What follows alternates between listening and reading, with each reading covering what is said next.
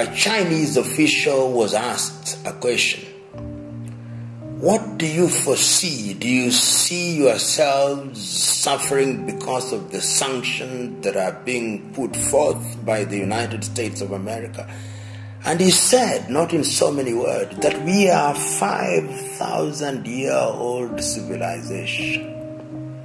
The United States of America is just slightly over 200 years in real terms. And we are going to be there in the next 5,000 years. And to me, that was a statement that was loaded. Hey guys, as you're watching this video, our vision is to reach 500,000 subscribers. Hit the subscribe button, join membership to support our channel, join Patreon and PayPal. All the links are in the description. Do that to stand with us for this beautiful cause of One Africa right now. We do not forget to sign up for the petition. The link is down below. Appreciate it. Thank you so much.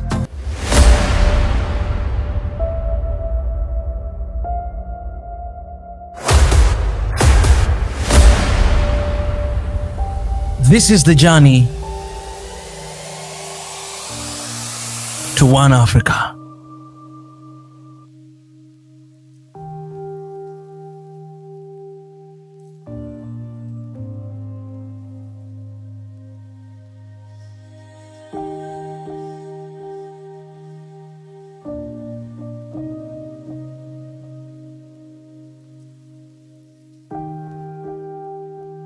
Today, the world is abuzz with the relationship between the United States of America and China.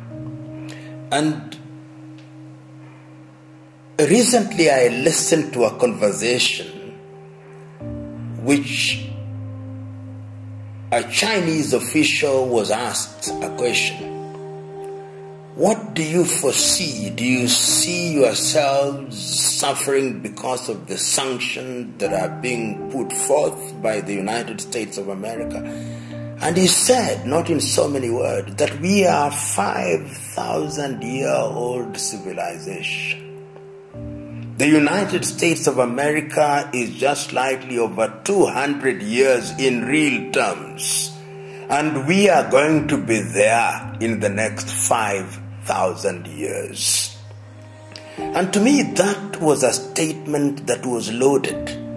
It was reminding the United States of America that what the world needs is a relationship that is mutually beneficial.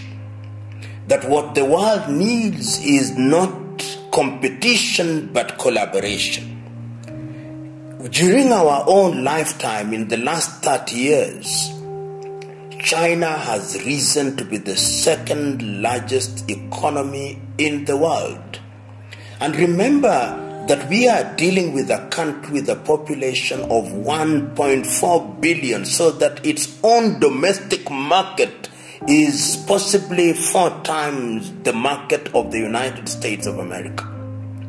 Remember, we are dealing with a country which in the last 30 years has become the factory of the world. From toothpicks to technical equipment, that is China. Remember, we are talking about a country where the work ethic is comparable to none. So that when we are talking about the relationship between China and the United States of America, we must contextualize it. American factories have, in the last 20 to 30 years, migrated their own production to China. And for that reason, any attempt to destabilize China through tariff and non-tariff barriers is, in my view, without merit. If one looks at the world and one looks at the history, initially the history of GATT, General Agreement on Tariffs, which was succeeded by the World Trade Organization, the whole idea is that one country cannot live in isolation. The world supply chain is so intertwined that we can easily say and repeat that the world is a global village. A decision that is made in Beijing has an impact on an individual who lives in Utah in the United States of America. And if one looks at it from that standpoint, it is therefore important that the relationship between the two largest economies in the world ought to be one that is defined by collaboration and cooperation in appreciation of the interconnectedness of the world's economy. If anything happens, and we have seen it when the Trump administration started with the sanction regime, you could look at the world stock exchanges, you look at what is happening in Shanghai, you look at what is happening with the Nikkei, and you look at what is happening with the FTSE in London, look at what is happening with the stock exchange in the United States of America or in Moscow. It tells you that these two countries, when they sneeze, the entire world economy goes into a coma. And that is the reason why I am of the view that ultimately what will happen is that after all this saber-rattling, people must sit down and begin to ask themselves, how can we ensure that we have a stable economic environment where everybody benefits, so that we don't have tariffs which are changing like inner garments on a day-by-day basis. You know, when you look at and I take time to look at the campaign promises of the Trump administration. They said, we are going to make America great again. And making America great again meant that the jobs, this is how they explain it in a very simplistic way, that the jobs that we exported to China, the jobs that we exported to Mexico, the job that we exported to Canada must come back to the United States of America. So that if we are talking about the motor industry, which is now thriving in China, we must bring them back to Detroit. That if Apple was manufacturing their smartphones in the United States and they migrated them to China, we bring them back home. That if the wine industry was thriving in California, we must now ensure that if wine is coming from Canada or from Mexico or from Colombia or from Chile, that wine will now be made in the United States of America. But what is forgotten in this scheme of things is that all these things happened over a long period of time. There is technology that was invested, there is the cost of labor, and that you cannot just wake up one morning and say, we are bringing back the manufacturing, we are bringing back agriculture, who are you hurting? And I was listening to a statement that was made during the administration of President Reagan, and he talked about tariffs specifically, and he said if tariff regimes are not carefully thought out, it harms the domestic market, because people then begin to recognize that we can consume that which is our own. If you look at the statistics, for example, the trade between the United States of America in the year 2024 was something about 517 billion, talk about 600 billion United States dollars. That is the trade. But that trade is beneficial for both sides of the Pacific, if you may. The Chinese benefit, the Americans benefit, and it is something that ought to be encouraged. Of course, that does not take away the fact that the domestic market ought to be protected in certain areas, but ultimately the world supply chain is such that if you are, for example, manufacturing an aircraft such as Boeing, you'll discover that the engine possibly is made in one part of the world. The wings are made in another part of the world. The electronics are made in another part of the world. And that is the supply chain that you disrupt. And how do you deal with the tariffs? Then they are passed over to the consumer, so that the consumer is the one that bears the burden. And if you look at the numbers, you will recognize that the tariff regime for the short period that they have been applicable in the United States of America, it has not given birth to the figures that they thought they would.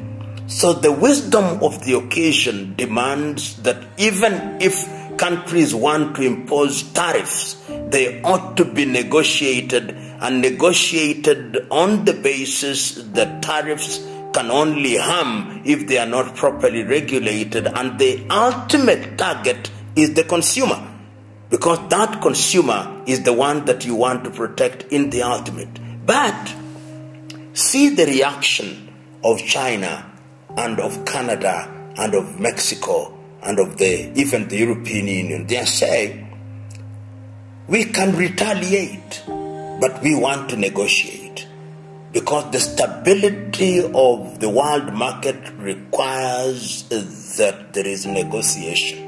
And China is a market that you cannot ignore. You cannot ignore her, because it is now a sophisticated market. It's not the market that you had 30 years ago. It is up there in technology. It is up there in the most basic of things, even matters things as mundane as toothpicks we get from China. Things as mundane as tissue paper from China. And when you go into nanotechnology, they are there. When you go into the realm of artificial intelligence, they are there. So how do you wish them away? You cannot wish them away. You can only negotiate with them and have something in the nature of détente for the sake of the world and for the sake of the United States of America. The world is full of theories and manufactured, real and unreal. But remember this old English saying that when you want to kill a dog, you give it a bad name. So when you want to attack China and you want to attack our economy, you can make many claims about them. But the reality is that the Chinese have been engaging people and countries without judging them. That Chinese model is what has endeared them to the world. They've endeared them to the Mexicans, endeared them to the Uruguayans, endeared them to the Brazilians, endeared them to the Russians, endeared them to the Africans, endeared them to Southeast Asia, because they come and say, our intention is to engage with you in a manner that is mutually beneficial. Whether that is true on the ground or not is a different debate, but they come with some modicum of respect. And that, I think, appeals to every human being. I remember a long time ago in 1952, the former president of the United Arab Republic, which we now know as Egypt, Gamal Abdel Nasser, said that we in Africa prefer to live in the situation in which we find ourselves than to receive dollars which we are humiliated to receive. And I think China has learned from that, that when you are supporting, when you are building or you are trading with people, don't humiliate them. And for that, they'll be called many names. China, as we know, is a country that cannot be ignored. And speaking as a Kenyan, first of all, let's recognize that Kenyan economy is a small economy. And if you look at our relationship with China, we essentially export primary goods, agriculture and possibly textile. So the relationship is one that one may say is necessary, but if you look at it from a purely economic standpoint, Kenya is a very small economy, give or take 120 billion GDP. And if you look at, in other words, the economy of China, of Beijing, is bigger than the economy of Kenya. But when the current administration of President Ruto came into power, Kenya was beginning to emerge as the blue-eyed boy, if you may, of the West. so that our president went and met President Joe Biden, was allowed to sit on his seat at the in the Oval Office. He was having dalliance with the Germans, with the French. But then there came a pharaoh who knew Joseph not, and that was in the form of Trump, and Kenya was no longer the darling. So when you are no longer the darling, where do you go? You go to the next powerful economy, which is China. And it is in that context that we are now hedging our bet. But it must also be seen in the context of Kenya's declared foreign policy, to be fair to Kenya. Kenya's declared foreign policy is that we are non-aligned. That whenever it is necessary, we are going to do business with the USA. Whenever it's necessary, we are going to do business with Russia. We are going to do business with India. We are going to do business with China. If you look at it from that perspective, you say that there is nothing untoward in our going to China. We are simply living up to our declared foreign policy. We can run away by making that argument and remaining open to collaboration and association with any country in the world in the spirit of non-alignment and positive neutrality. Well, every politician wants to remain in office to get the term that they think they deserve. But you see, whether one gets a second term is a purely domestic issue. If Kenyans are unhappy with the administration, as indeed many of them are right now, then they will speak through the ballot. You may be the darling of foreigners, but the voting is a very local issue. And the people must feel that the economy is benefiting them. In other words, you can talk about the macroeconomic situation. You can talk about roads and stadia. You can talk about the economy growing by 5%. But if people can't pay their school fees, if people can't pay their medical bills, if people can't feed themselves, if young men and women do not get the opportunity to invent and to innovate, if young people cannot be accommodated after leaving school, if public universities are all insolvent, and if the economy is shrinking in real terms, then you can shout until the cows come home, but they'll tell you it is not evidenced by the reality on the ground. You know, the international relationship is not set in stone. And the reality is that big powers will have their conflicts, indeed as small powers. And it is the law of the jungle, survival of the fittest and the dying of the least suitable. But still, even when you think that there is a conflict between and amongst world powers, there'll always be the hotline. The hotline where President Xi talks to President Putin, talks to President Trump, talks to President Macron, because it is necessary. It is necessary because that is the reality. And that reality makes you do things that you may not like. Because, as they say in Kiswahili, baniani mbaya kiatu chake dawa, that the thing that you may not like, I'm transliterating, that the person that you may not like would be the person that has the cure for the disease that you have. And that is the reality in the world. So interconnected that those you think are your enemies are the ones who have the cure that you need. You know, the Chinese, the way they conduct themselves, let me say, is impressive. Impressive in the sense that they don't make too much noise. And even when you think that they are going to be moved and shaken, their reaction is calm and measured. And you only have to see how they reacted, almost toe to toe. When the Americans say it is 80, they say it is 70. When they say it's 145, they say it's 125. When they say it's 245, they say it's 155. I'm giving these figures just as an example. But they are saying we are prepared for this war. And in fact, we have been preparing for it.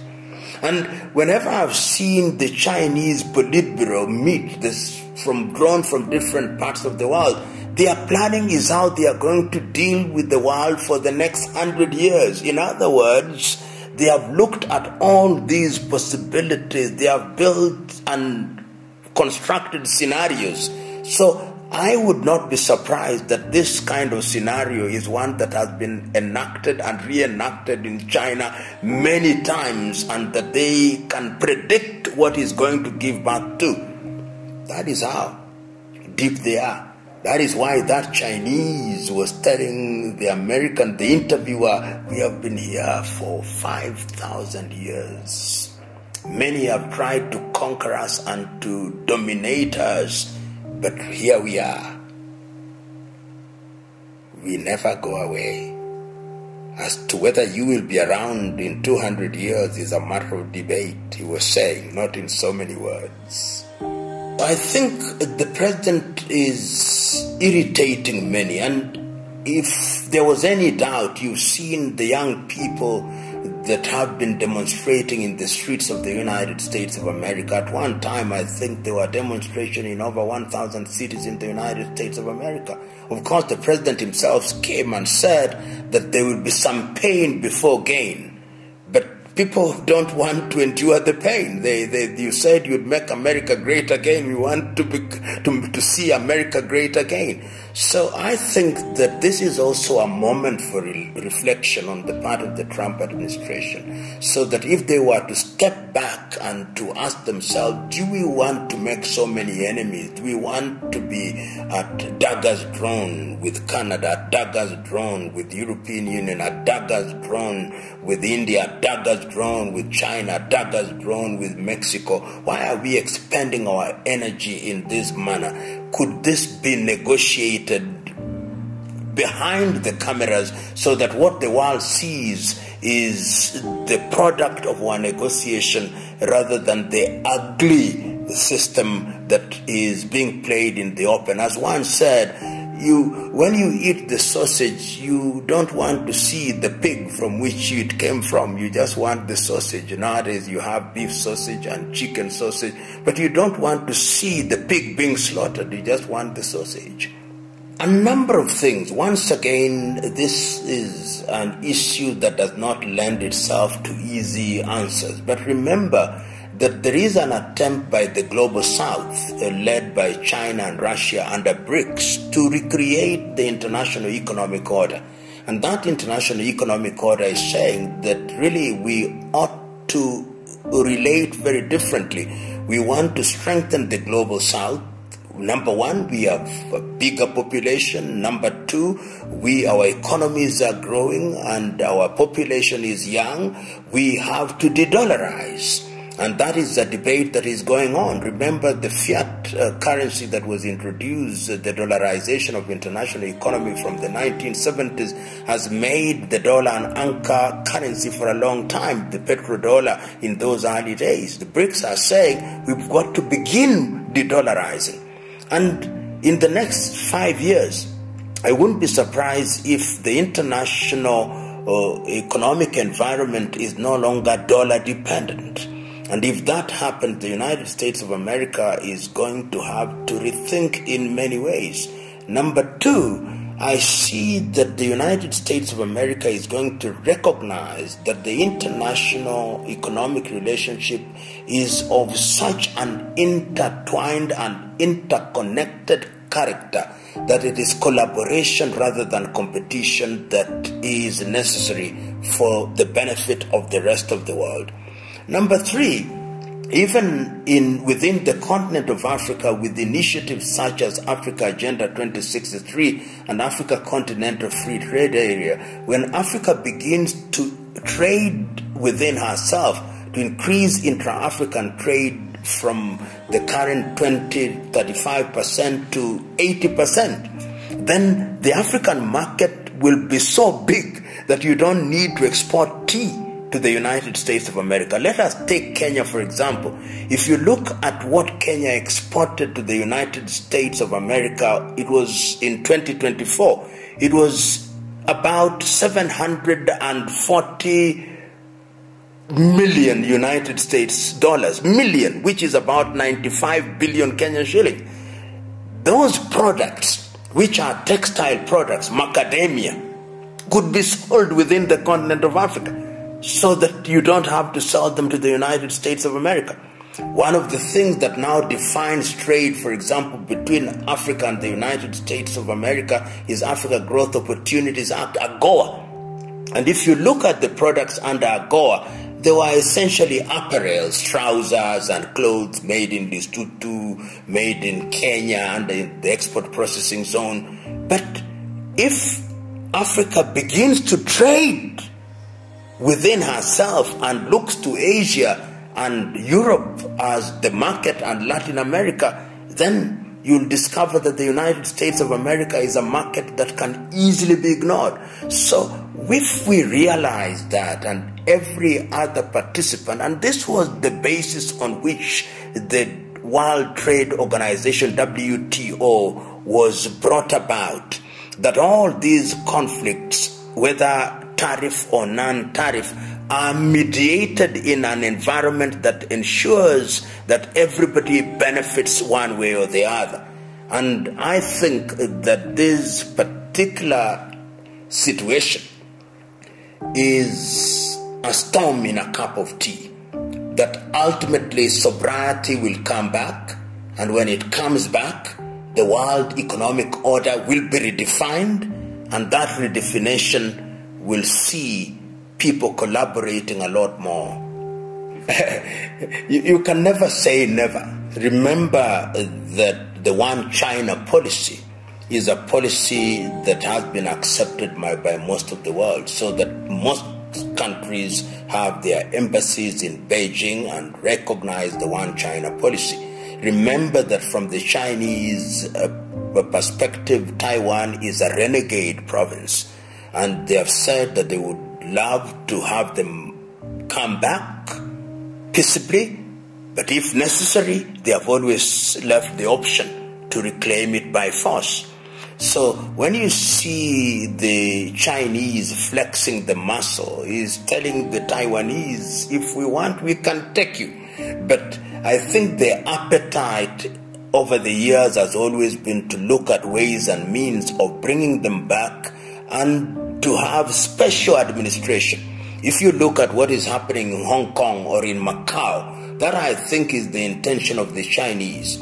And of course, the South Asian Sea is also very active. You've seen the Chinese very so often in conflict with the Filipinos. But remember, in the month of April 2025, there was a big meeting that brought together the Koreans and the Japanese and the Chinese, and they are saying, we are in the neighborhood.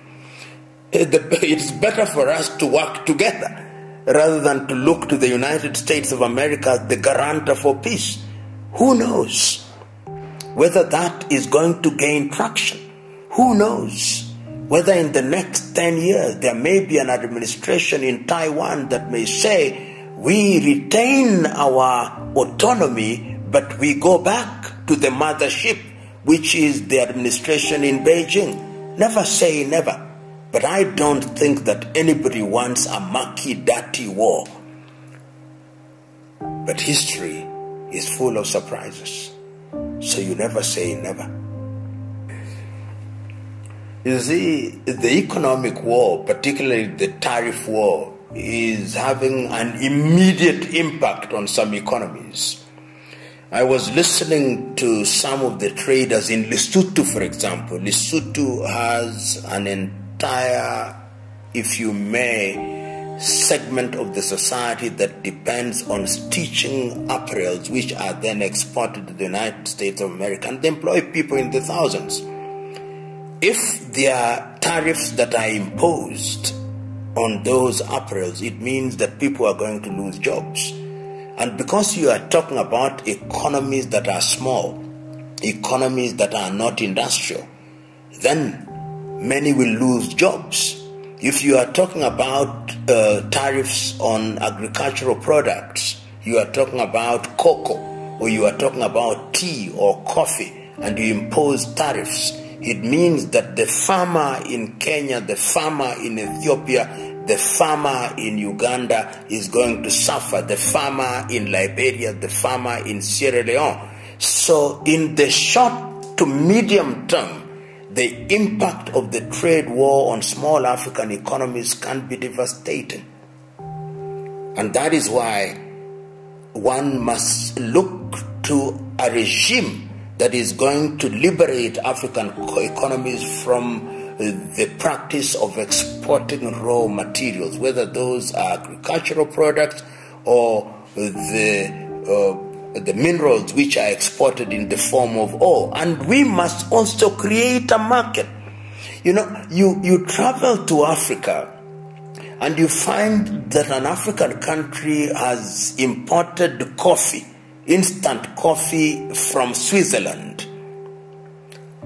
And yet that coffee can be imported from West Africa. You find you have imported tea from Ceylon or from the United Kingdom, yet you can import that tea from Kenya. You find somebody has imported maize from Brazil, yet there is maize in Tanzania. So Africa is going through a phase which I call the wake-up phase. That we have depended on things happening on traditional trade with former colonizers and with the West. And the time is now for us to recognize that trade is here. The Asians know it. If you look at intra-Asian trade is at 65%. You are in Vietnam, you are in Indonesia, you are in Cambodia, you are in Laos, you are in Pakistan, you are selling to India, you are selling to China, you are selling to Russia, you are in Kyrgyzstan, you are in Uzbekistan, you are in Armenia, you are selling within that region. And if you do that, you discover that you cover most of your problems, you make the population happy, and once the population is happy, then the administration has easy life. But if the population is hungry and desperate, then even if you have an angel for a president and a cabinet of angels, they'll be revolted.